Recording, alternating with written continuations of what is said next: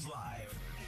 The best interviews. We got one right here. We got Sammy Joe Prudhomme up next on Trojans Live. Jordan Moore and John Jackson. Get ready for your next big game. Let Ralph's help make game time a little easier. Place your order today for ready-made party platters at your neighborhood Ralph's Deli or at ralphs.com/order online. Sammy, Joe, we got her in, the redshirt senior goalie, transfer from Oregon State, but you've been here a little while now. You're a USC vet as well. We've got your origin story, so I really want to focus on what you have going on right now, which is 6 straight shutouts. Yep.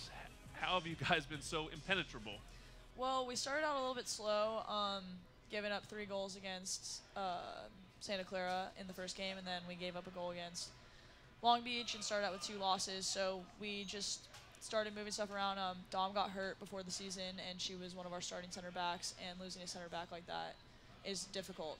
It's like one of the most important positions on the field. So it was hard finding a good combination, but we finally found Mandy and Allie in the center, and then Sav and Bing, I think, now is starting on the out wide, and it's been going great. We have a great chemistry, and it's working really well. Talk about style a little bit. I know that Kadani has a certain style about his play.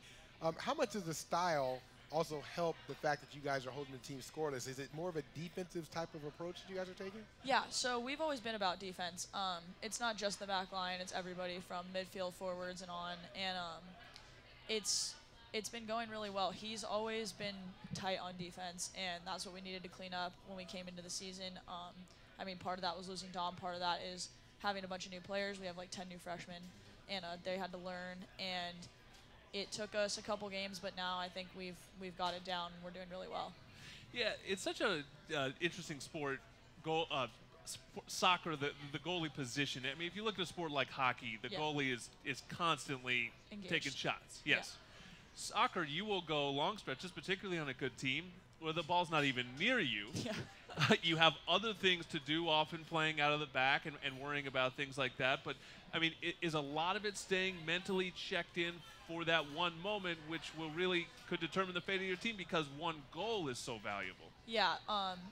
So I always tell people that goalkeeping is not necessarily, well, it's a physical game, obviously, throwing yourself to the ground and your body and whatever, but it's more mental when it's in a game-like situation, because I could go, I mean, just the last 2 games, I went probably like 70 minutes without touching the ball. But I'm constantly having to organize the defense, talking, staying engaged, moving back and forth, making sure everybody's organized. If I don't do that, then sometimes we break down on defense, and it's just staying mentally engaged. I'm mentally exhausted after a game, not as much physically.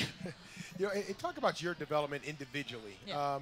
year over year. What's been the difference from your perspective of where you've gotten better from last year to this year? I think the biggest difference is my goalkeeper coach, Ian.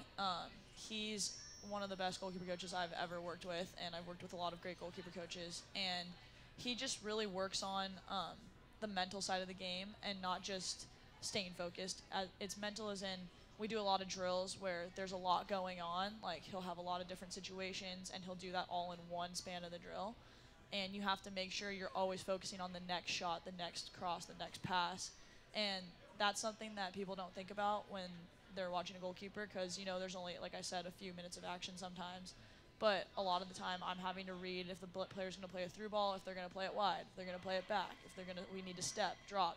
So that's all stuff that I'm constantly thinking about, and him helping with that has just made it so much better for me and made me so much better. And obviously things like holding the ball, not giving up as many rebounds, being in the right positions, things like that. And when you get older and your body hurts, you need to be in the right position. Wow, older really than a made me feel freshman. good. I really feel good right about now. Your team is a wonderful example for our football fans and our football team because you had a lot of preseason expectations and you got off to a surprising and a slow start. As you mentioned, you lost your first 2, but you have recovered. So what was going on in your locker room? What were the leaders saying after an 0-2 start to keep from hitting the panic button like my friend over here and getting things back on track? Yeah, good thing it's not football.